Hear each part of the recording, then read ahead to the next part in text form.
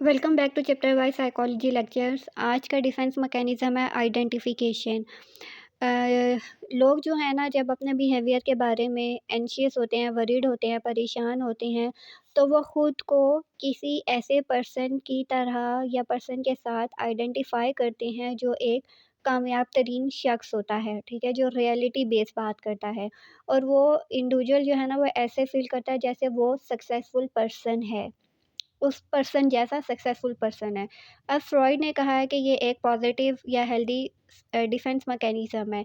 क्यों? क्योंकि जब इंडिविजुअल जो है ख़ुद को किसी सक्सेसफुल पर्सन से आइडेंटिफ़ाई करता है, तो वो उसकी क्वालिटीज़ को, उसके स्किल्स को आहिस्ता-आहिस्ता सीखना शुरू कर देता है, अडॉप्ट करना शुरू कर देता है। तो वो जब स्किल्स को अडॉप्ट कर लेता है, तो एज़ अ रिज़ल्ट वो भी एक सक्सेसफुल पर्सन बनने की तरफ जो है वो जर्नी स्टार्ट कर देता है। इस वजह से फ्रॉइड ने कहा है कि ये एक पॉजिटिव या हेल्दी डिफेंस मैकेनिज़्म है।